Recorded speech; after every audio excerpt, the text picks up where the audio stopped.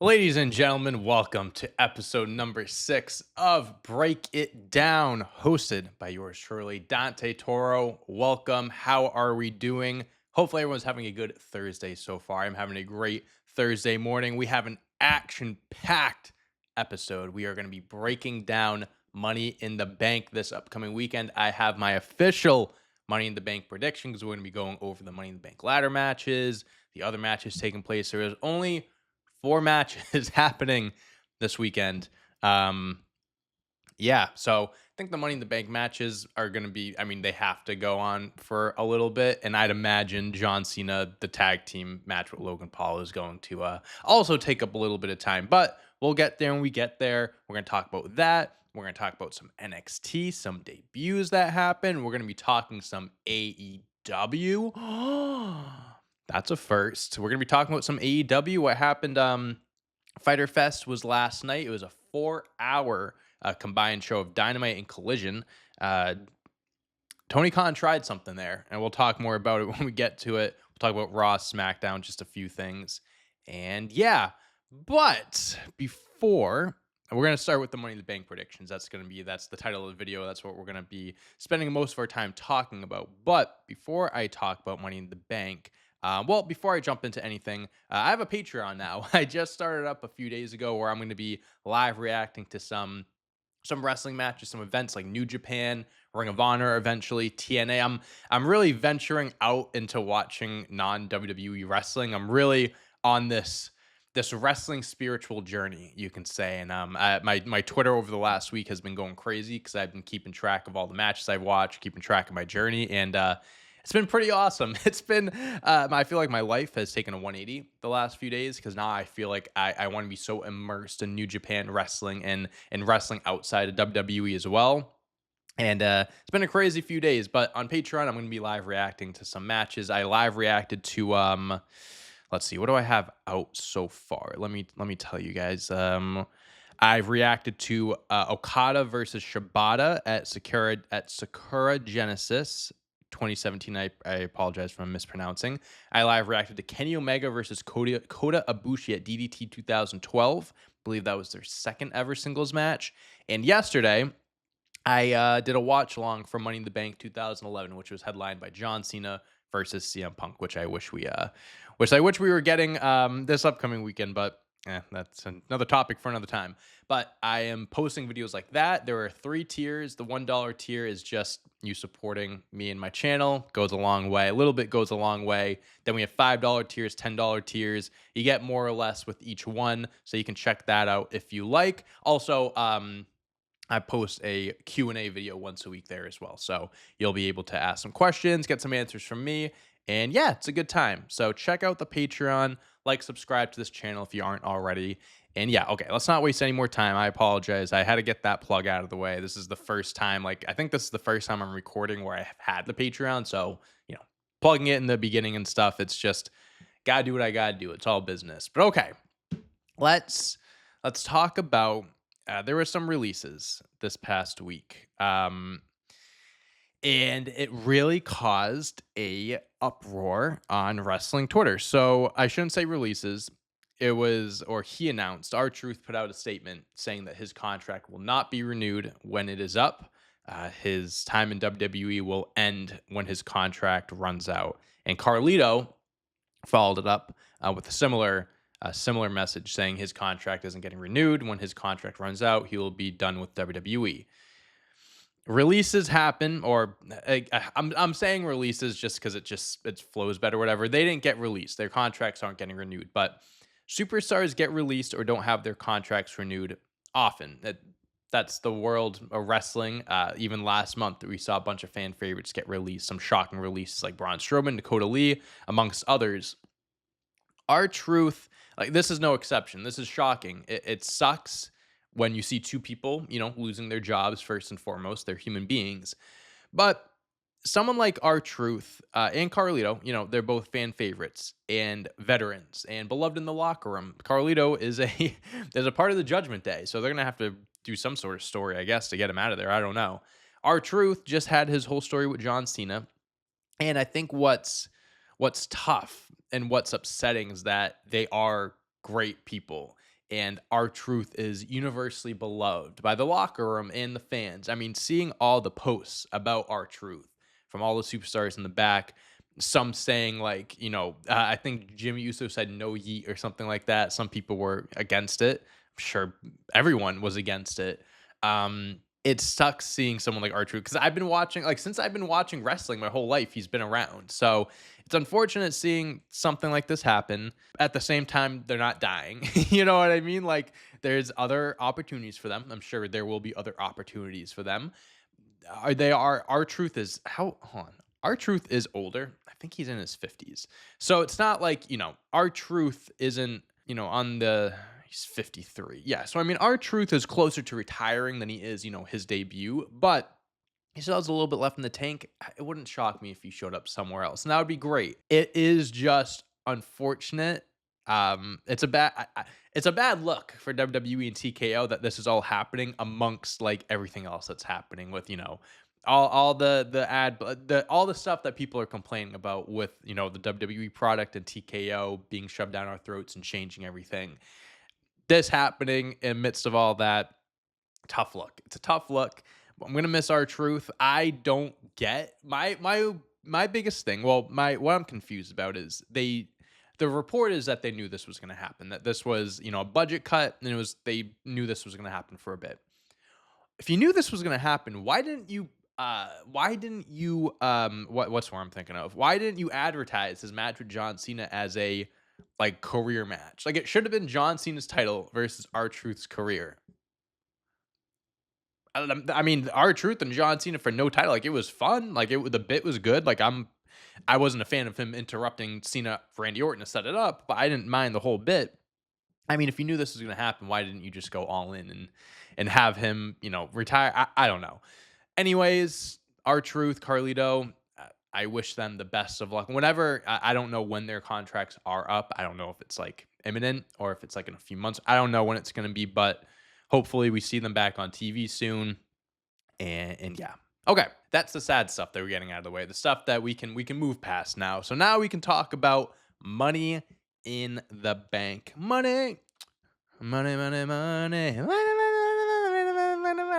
This event, oh God, I hope it's money. I really hope it's money. So we only have 4 matches on the card, which honestly, like, the Money in the Bank matches are big matches, and they take up some time. It's multi-person matches. It's not going to be like 10, 15-minute matches.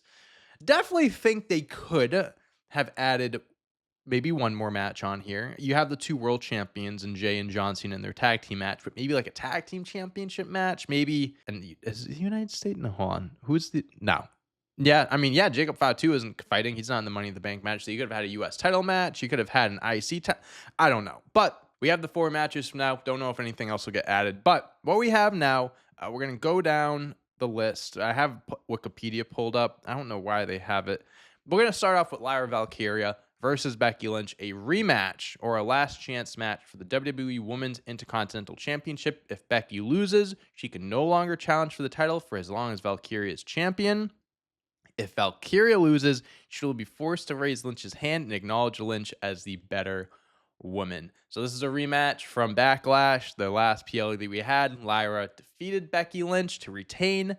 I have Becky winning here. I had Becky winning at Backlash. That was my prediction. I thought she was going to walk out of St. Louis as the new Women's Intercontinental Champion. Give Lara the big win. Now I think it's time to put the belt on Becky, because I'm going to give the same statement, the same sentiments I said the last time about this match in the IC Championship. Lyra versus Becky. Lyra beating Becky was good for Lyra because it helps, she beat Becky, a huge name, great for the title because it adds to her title reign and it legitimizes her title reign of the first time IC champion. But Becky winning it, you're putting it on a bigger star, a bigger name. Becky Lynch with the IC belt puts more eyes on it. I think it elevates the championship as well.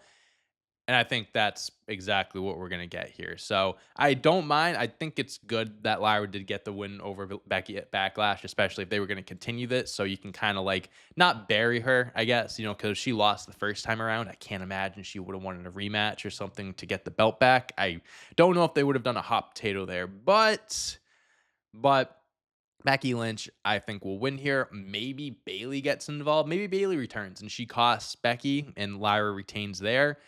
That could be something.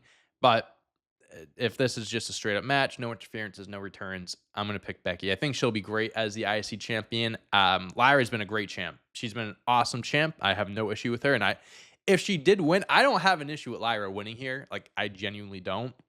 I'm just thinking of the long term benefit in the future of the IC belt, and I think at some point putting it on someone like Becky will be good, and it'll be refreshing. Next match, I'm getting this one. Do I want to get this one? Fuck it. I'm saving the Money in the Bank matches for last because those are the more important matches. Cody Rhodes and Jay Uso versus John Cena and Logan Paul. I don't care. I don't care. I don't care. I don't care for this match. I'm happy Cody Rhodes is back. Like, that's awesome. I don't care about John Cena and Logan Paul teaming up. Like, their promo on SmackDown, which I was going to save it for later. I might as well talk about it now since we're here. John Cena, Cody Rhodes, Jay Uso, Logan Paul, they had a little promo segment on SmackDown. John Cena called Cody Rhodes and Jay Uso pro wrestling's biggest wannabes. More specifically, they want to be John Cena, and it makes him sick. Makes him sick to his stomach.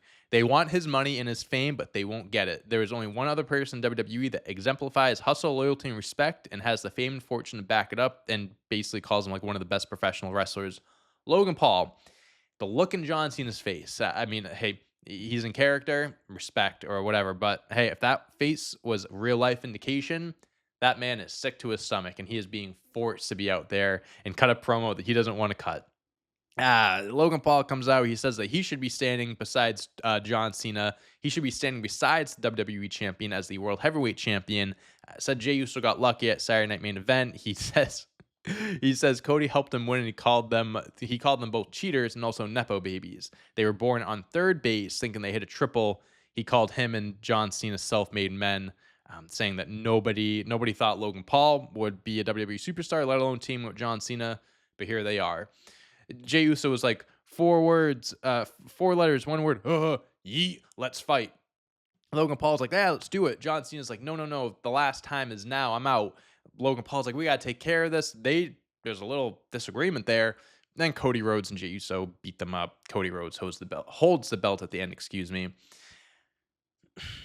I don't know why Jay Uso is involved. Like, I just don't get why Jay Uso and Logan Paul have to be involved in all this. Like, everything at Saturday Night Main Event of John Cena being involved was so dumb. I don't want to go in circles because the title of the episode last week was WWE's ruining John Cena's retirement tour. I feel no different this week. I'm not going to go in circles and complain about it because people are going to be like, oh, you complain too much. Or he's ruining wrestling. That's the point. I don't want to hear it. It's trash. It's trash. I'm not looking forward to this match. Genuinely. I mean, like, I'm sure it'll be entertaining. I'm sure, but yeah, I don't know. I am picking Cody Rhodes and Jay Uso to win though. Cody Rhodes is back now. I think Jay Uso getting a win before his title defense on Raw would be good momentum for him. And Cody Rhodes getting his first win back since losing at WrestleMania, I think would be beneficial to him. But if they have John Cena and Logan Paul, he's ruining wrestling, guys. So if they win, sure, it's just all part of the story. All right, let's move on to some Money in the Bank matches. Okay, this is what we're here for, ladies and gentlemen. This is what we've been waiting for. Money in the Bank, guys, is it's not one of. It is my favorite match type of all time. I love ladder matches. I love multi-men matches, multi-woman matches. I love chaos. I love when things get hectic. I like when things get dangerous, and they get dangerous in a Money in the Bank match. It is so fun, so entertaining. And oh, by the way, I'm live streaming this weekend. I'm going to put out a post and stuff, but probably a good time to plug it now. Going to be live streaming. I'll be with my friends Peter and Matt, maybe some others. Same thing as Backlash. We'll be live streaming together. And also, we will be doing a hot dog eating contest before on the pre-show. We'll be streaming for a little bit. We'll be streaming all night. So join us there on this channel. It'll be a good time. Women's Money in the Bank. We got Alexa Bliss versus Roxanne Perez versus Rhea Ripley versus Julia versus Naomi versus Stephanie Vaquer. Before I give my prediction, I'm going to give you guys a spoiler. This may end up going down as the greatest women's Money in the Bank match ever. This this match is stacked with just talent.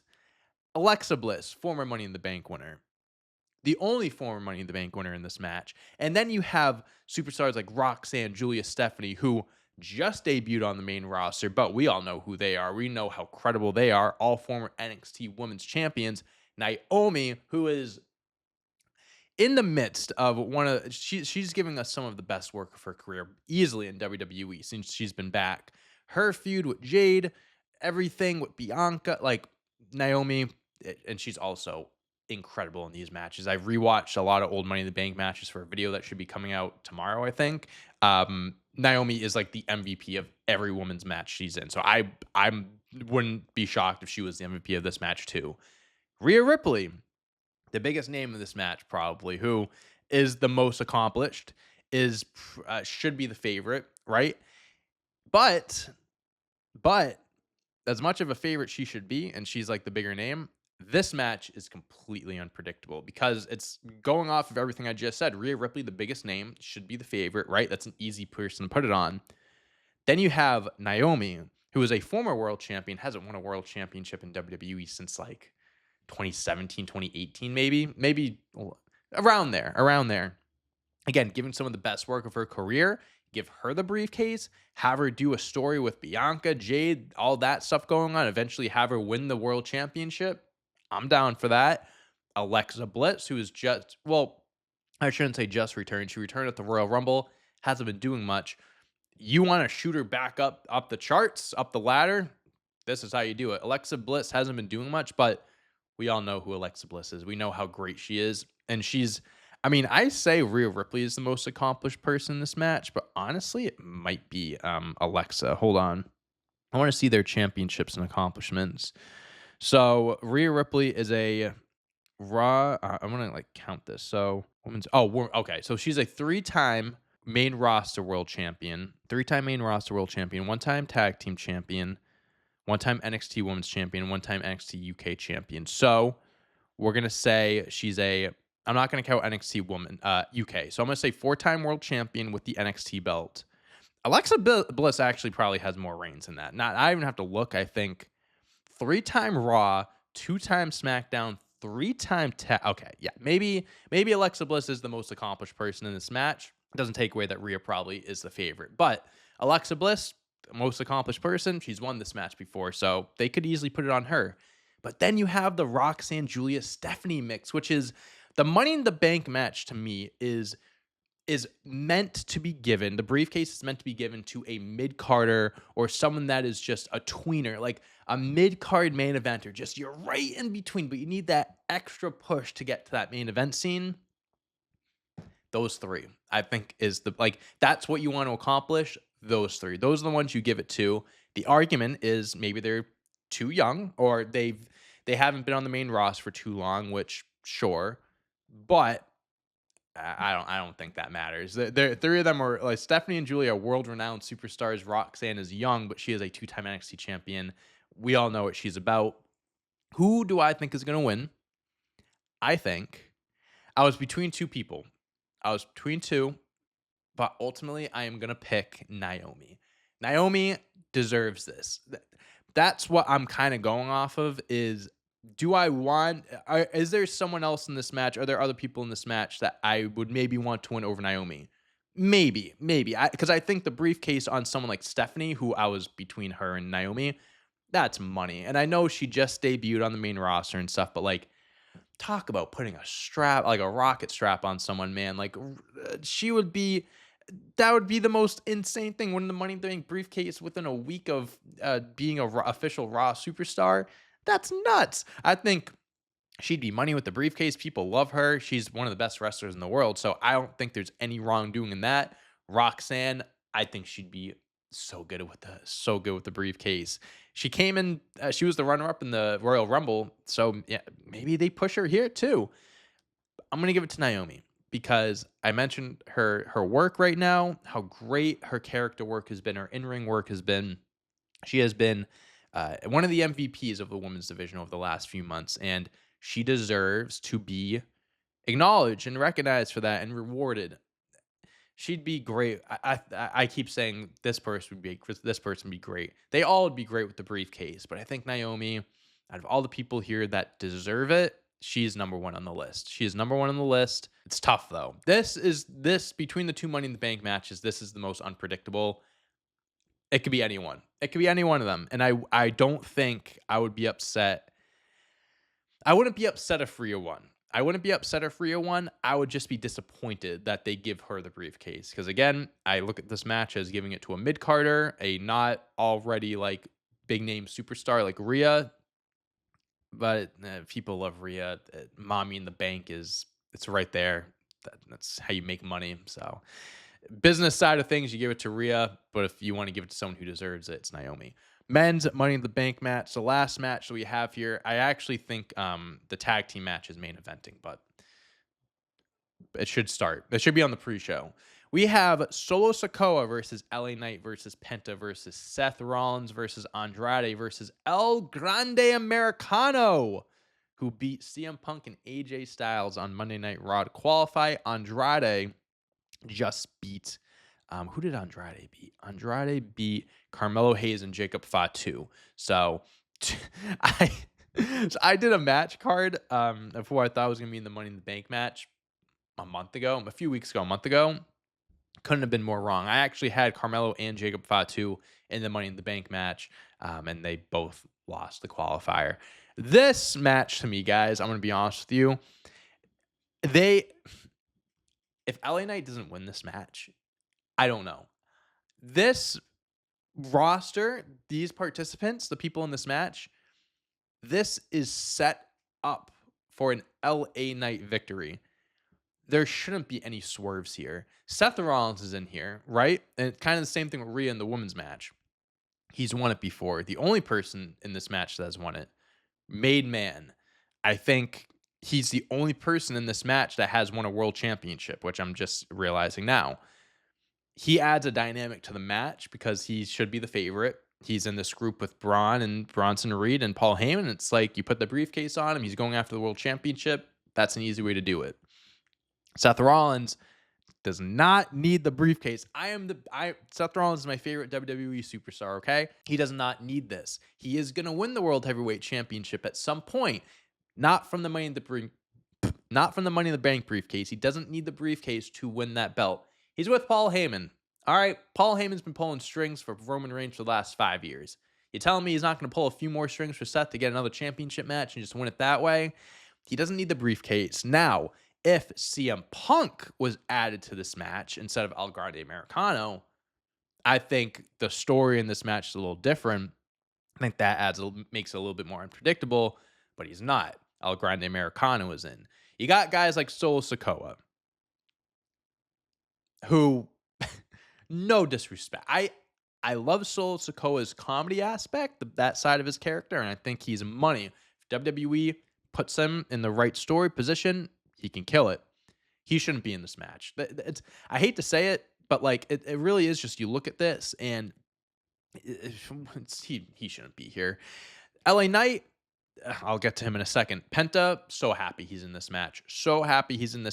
His brother, Rey Fenix, should have been in this match over Solo Sikoa, in my personal opinion. I think that would have been so much fun. Rey, Penta, Andrade,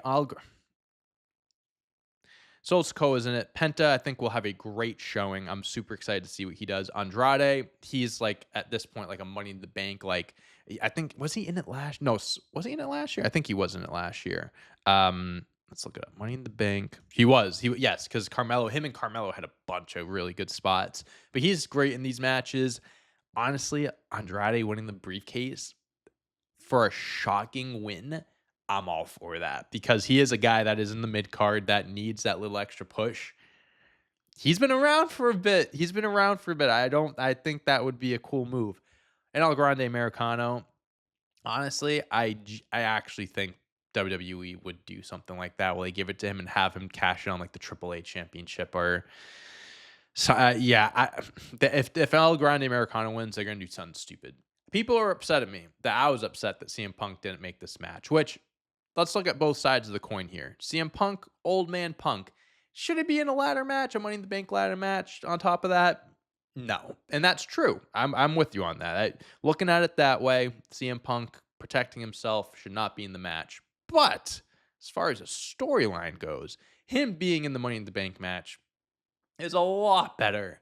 Is a lot better than El Grande Americano. Makes it a lot more unpredictable because him and Seth being in the mix. I think CM Punk with the whole John Cena stuff going on, he could have won it and then, maybe cash on. There's CM Punk being added to the mix, added a different aspect, added a different, more unpredictability to it. Now, with all that being said, if LA Knight doesn't win, this will be the biggest travesty. This is his third straight Money in the Bank match. You can make the fairest arguments in the world that he should have won one of the last two. The first one where Priest won, this LA Knight was on fire, right? You gave it to Priest, fine. LA Knight was just starting to get popular. It's like he still needs a little bit more time, see if it sticks and stuff like that. Give him a mid-card title first, whatever. Priest was the heel, sure. Last year, they gave it to Drew McIntyre, which Drew McIntyre is great. It's just what they did with it. Like, he cashed in later in the night, lost. So they wasted a briefcase. Could have been LA Knight's briefcase. This time around, Solo Sikoa shouldn't win it. Penta's great. I love him, but I think he still needs some more time. Andrade would be a great shocking win. Honestly, if it's not LA Knight, I am pushing for Andrade because I think that would be really fun. El Grande Americano, they're only going to do that if they do something stupid with it and want to waste the briefcase for another year. I'm picking LA Knight. This is LA Knight's year. We're in LA, which I know means it's a stupid analogy because he's not actually from LA. It's just in his name. But I don't, we've said it multiple times, and he's still, we've been proving wrong, where you got to strike when it's hot, right? When the pot's hot, when the pan's hot. I don't know what the exact saying is, but LA Knight has been one of the most popular baby faces for the last 3 years, and that flame hasn't gone out yet. They got lucky these last 2 years that flame hasn't gone out after not having him win. I'm not saying that flame is gonna, dim or anything like that, but if he doesn't win this year, when are we gonna, should we ever think he's gonna win a world championship, or should we just, should we lower our expectations and thinking he's gonna be a mid-carder for life? At that point, that might be where my head goes. LA Knight needs to win this. He needs to win this. Seth Rollins is right there. He's the easy one, but don't do anything easy. Make it fun. Make it fun, Triple H. Give it to LA Knight. Give it to Naomi or Stephanie. Make this fun. Don't give it to the big names. If Rhea and Seth end up winning Money in the Bank this year, that would be so, it's so weird. It'd be so deflating, even though they're the biggest names. But it's like the Money in the Bank is meant for mid-carders and superstars that need that push, not guys like Seth and girls like Rhea. So yeah, Money in the Bank predictions: LA Knight winning the men's Money in the Bank match, Naomi winning the women's Money in the Bank match, Cody Rhodes and Jay Uso defeating John Cena and Logan Paul, and Becky Lynch winning the Women's Intercontinental Championship and then getting her hand raised by Lara and being acknowledged as a better woman. Let me know in the comments what your final official Money in the Bank predictions are. I'm looking forward to it. You know what I mean? I'm looking forward to the matches. Money in the Bank is my favorite match type, like I mentioned. It's going to be a great time. I just really hope WWE, they deliver and they just have them be good winners. Please, please. All right, moving on from Money in the Bank, I say let's talk about NXT. There really isn't too much NXT different things to talk about. Just the biggest piece of news: Mariah May has arrived and has made NXT more glamorous already. Mariah May will not be her name moving forward. It'll probably be Jennifer June or or Jennifer July or Amber August. I don't know. She's gonna have a new name, but she's in NXT very quick. I did not expect her to show up as fast as she did. Shocking debut. She is going to be a star in NXT. How quickly she went from AEW to NXT is crazy. We knew it was going to happen. There have been reports going around for the last few weeks, for the last few months, that her time was coming up. She has always wanted to come to WWE. We've seen all posts from old posts from her on social media talking about WWE. She used to be a WWE shop influencer, I believe, so she would show off the attire, the clothes, and everything. This was bound to happen, right? Now, and it's funny because my buddy Matt was like, "Why is she in NXT? Like, she's too good for NXT. Like, don't you think she should be on the main roster?" To that, I said, "Yes, she is a main roster esque superstar, but they just called up Roxanne, Jordan Grace, Stephanie, Julia. That women's division, I think, is still stacked, and I said that last week. They're in a good place still, but." Add Mariah May to the mix, I think that does help with the, it helps soften the blow, the cushion of losing those four, because you did lose four big names. So putting Mariah May there, I think, is smart. And also, I don't think it would be smart to put her on the main roster right away because, one, even though she is coming from AEW and she was in one of the biggest feuds of the year, you got to get her introduced to the WWE audience.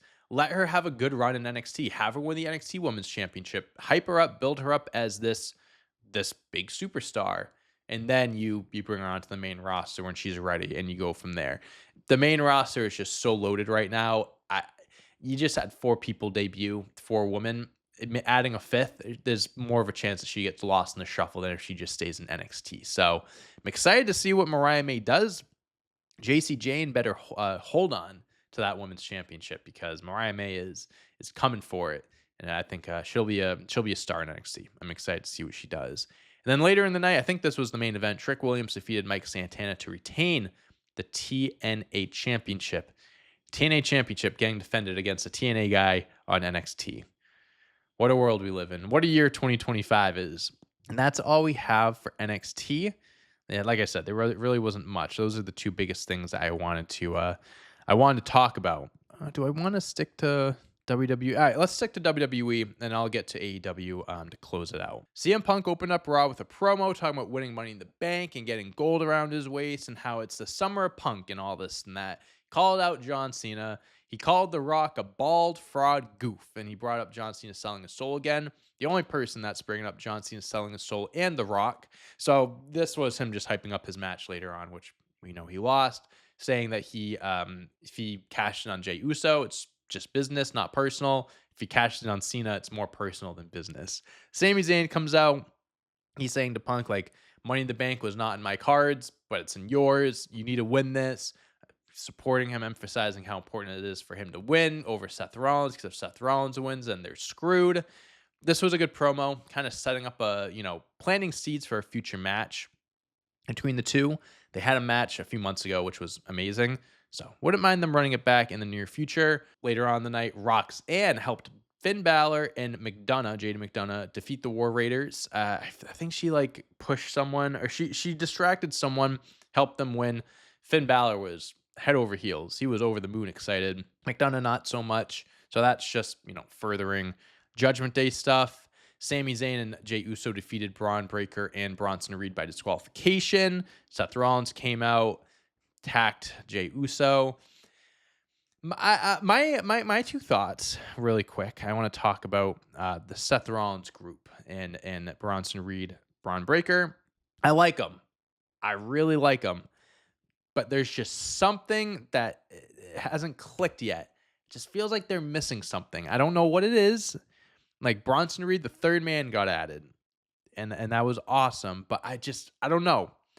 I just feel like there's just something there. There's just something missing. Like they've explained the mission and kind of like what they're there for. But I feel like there could be more. I feel like there's more we have to dive into. And we're just not there yet. I mean, this group is still fairly new. So give it time, but something needs to happen. Something needs to happen. Maybe it happens at Money in the Bank, but we'll see. AJ Styles, CM Punk, El Grande Americano. El Grande Americano gets the win. He pins AJ Styles on his birthday. That's fucked up. I'm cool with El Grande Americano. Would I prefer someone like AJ Styles or CM Punk story-wise in the match? I would. But El Grande Americano, he's a great athlete, and he'll put on a good showing.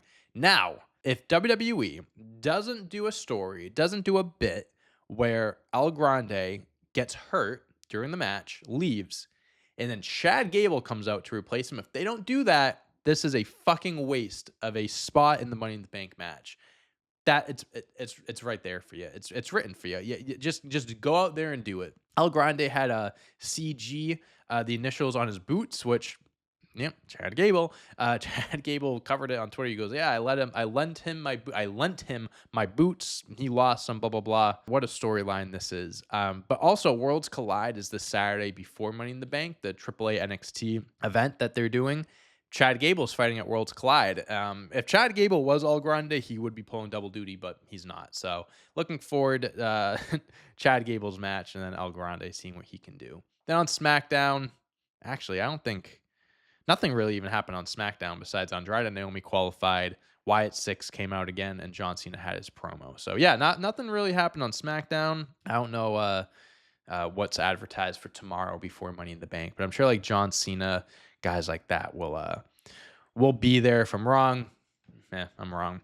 Let's end this. So we're gonna end this with some AEW. Now, last week, I'm a new man today than I was last Thursday when episode 5 of Breakdown came out, because I have just been so immersed in New Japan wrestling and wrestling outside of WWE, and it's changed my life. It's changed my life. Omega and Okada, their 4 matches, 4 of the greatest matches of all time, changed my life and has opened up doors that I wish I kicked down a long time ago, but they're kicked down now.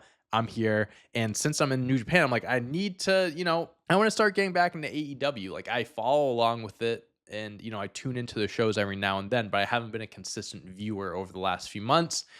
The product really, to me, hasn't really been great, but it has been picking up lately. And with me watching New Japan and, a lot of these guys that are also, wrestle for AEW, and it's very similar styles of wrestling, obviously, I'm like, I need to start getting back to AEW, and All In's coming up. This is the perfect time for me to do it. So AEW last night, I mentioned earlier, it was a 4-hour show. They combined Dynamite and Collision because NXT Worlds Collide Money in the Bank is this weekend. They didn't want to have head-to-head, which makes sense.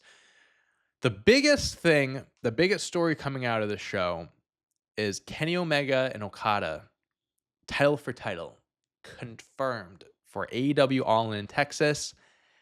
I think I'm going to go. I think I'm going to be there. I have family that lives in Texas. We've kind of been, me and my cousin kind of talked about it a little bit, but with everything that's happened this past week, with how I've just become, again, so immersed in New Japan wrestling, and that this another world of wrestling that I wish I was started watching a long time ago, this would be a missed opportunity if I don't go. I need to go. I need to vlog it. I need to watch Omega Okada 5 on American soil for the first time ever, maybe the only time ever. I need to be there. That's going to be an insane show. Not even that. You're going to have Hangman and Moxley, Tony Storm, Mercedes Moné. It is going to be, we're 6 weeks away. There's going to be so much more announced, but I think it's all but confirmed that I'm going to be at All In next month. I have to be there. And then after that, the second biggest piece of news is I was introduced to Mike Bailey. Where the fuck have I been? I've been living under a rock. Mike Bailey is insane. He's fucking awesome. I watched it was Roosh, Beast Mortos, Dualistic versus Kevin Knight, Mike Bailey, Commander, excuse me. That was the first Mike Bailey match I had ever seen. I've heard of him before, never watched any of his matches. As soon as AEW ended, I watched his match versus Will Osprey, Bound for Glory 2023, I believe, which won match of the year, TNA match of the year. Blown away. Absolutely blown away. I am his biggest fan. He actually quote tweeted my tweet last night. Will Osprey, also, speaking of the devil, responded to my tweet where I talked about him versus Shingo Takagi. Shingo Takagi. I know I'm mispronouncing names still, but I'm getting better at it, I promise. But Will Osprey responded to my tweet, which blew my mind. I only saw that because someone else told me that, tweet at me oh, Will Osprey tagged me in it. Mike Bailey saw my tweet. Everyone's telling me that he is amazing in the ring and as a person. So I'm excited to watch more of his matches and watch more matches outside of WWE in general. It's every time I watch a match, I'm it blows me away. I watch these superstars that I've never seen before, and I instantly become fans. Ibushi, Okada, Omega, Mike Bailey, Shibata, like I mentioned. All right, I didn't mention Shibata, but him, Shingo. I mean, there's just so many. Jeff Cobb. Oh my God, Jeff Cobb's match with Shingo was incredible. I watched Shinsuke Nakamura, AJ Styles, their match at Wrestle Kingdom 10, I believe. Will Osprey, Kenny Omega, WrestleMania 17. Shibata Okada. Oh, man, Shibata Okada was a just absolutely insane match. Tomohiro Ishii. I need to watch more Ishii matches. He's my spirit animal. His match against Shibata and Omega moved me. Yeah, follow me on Twitter, Dante on Deck, if you want to keep follow along with the matches I watch and on Dropkicked. It's a wrestling review app. Follow me on there to keep track. But wrestling outside of WWE or Kenny Omega Okada saved my life by introducing me to their wrestling, their 4 matches. I'm so happy to be finally here, to be a part of this community. I'm so excited to continue growing it. It's been a great last week. I'm excited to keep it going. And what else happened? Kenny Omega beat Claudio, Brody King, Mascara Dorada, I believe they pronounce his name, for the International Championship. He retained. Will Osprey cut a promo, challenge Swerve to a match next week. I could have sworn a lot of people were saying that was going to be an All In match. Nope, it's going to be on AEW next week. And I think AEW has another 4-hour show. It would be the 11th, right? Let's see. Summer Blockbuster. So it's including Will Osprey versus Swerve Strickland. Wait, what? Oh, no, this is AI overview. Okay. Yeah, it says the show will feature several matches and segments including Will Osprey versus Swerve and MJF versus the Hurt Syndicate. No, it's MJF and the Hurt Syndicate versus Kevin Knight, Speedball, and Commander. Tony Storm versus Julia Hart. Jay White versus Kyle Fletcher. Other segments. Cody Rhodes' special announcement. Cody Rhodes will make a special announcement. Hangman Page and Preston Vance versus Team Taz. Kenny Omega's message to Jungle Boy. Kenny Omega and Don Callis will address Jungle Boy. Aaron Solo and QT Marshall versus Cody Rhodes and his debuting partner, Brock Anderson. Listen, AI, like, there's some bits of it that are, like, scary. This AI is stupid. It's Brock Anderson. All right. That was AEW, NXT. Talked some New Japan, the matches I just watched. I think that's all we have here today. Like I said, this is mostly Money in the Bank predictions. Talked a little bit about, Mariah May, AEW, all that. But yeah, that's a good episode. That was a good jam-packed episode, I think. We talked about a lot, have a lot to go off of. And yeah, so let me know in the comments below what your official predictions for Money in the Bank are.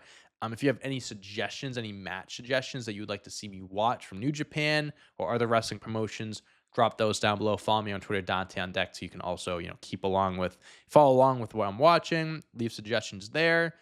Check me out on Patreon. Become a patron. Your support means so much. I appreciate you if you are signed up already. If not, check it out. Consider it. If it's something that you would like to do, it'll be worth it. I promise. It's a good time over there. We're building a nice community, and it's only going to continue to grow. So I appreciate you all for being here. I hope you have a great rest of the day. Enjoy Money in the Bank, and I hope we have some good stuff to talk about next week. I'll see you guys then. Peace.